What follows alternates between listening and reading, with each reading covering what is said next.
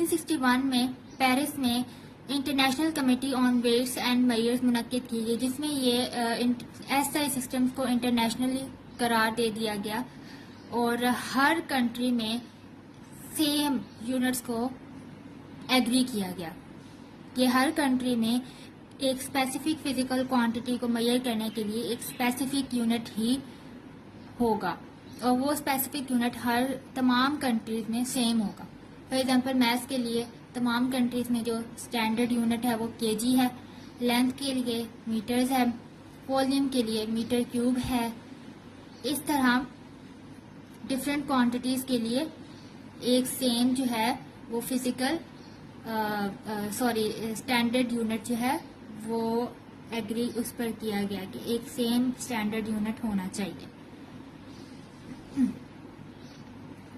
Next हमारे पास आ जाता है कि ये सिस्टम इंटरनेशनल यूनिट्स की आगे कितनी टाइप्स हैं। पहली जो टाइप है वो है बेस यूनिट्स और दूसरी टाइप है वो ड्राइव यूनिट्स। यहाँ पर अब शॉर्ट क्वेश्चन बनता है, define base units, draw the table of base units. The units of base quantities are known as base units. There are 7 base units. क्योंकि हमारे पास फिजिकल क्वांटिटीज भी 7 थी और वो क्वांटिटीज जो हैं वो किसी और क्वांटिटी से मिलकर नहीं बनती बल्कि बेस क्वांटिटी से मिलकर ड्राइव्ड क्वांटिटीज बनती हैं। ठीक है, तो वहाँ पर 7 जो है वो बेसिक बेस क्वांटिटीज हैं और उनके जो यूनिट्स हैं उन्हें हम बेस यूनिट्स कहते हैं।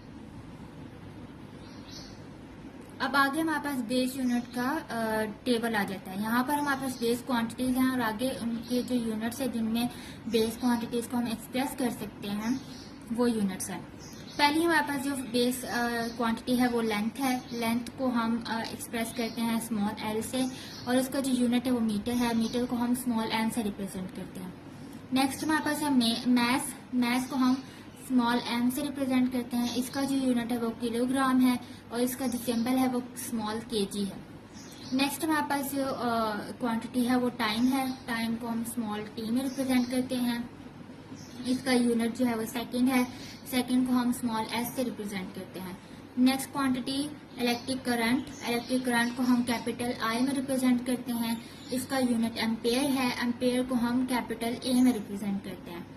Next intensity of light. Intensity of light को हम एल में रिप्रेजेंट करते हैं, कैपिटल एल में, और इसका जो यूनिट है उसको हम कैंडेला कहते हैं और कैंडेला को हम सी डी से रिप्रेजेंट करते हैं।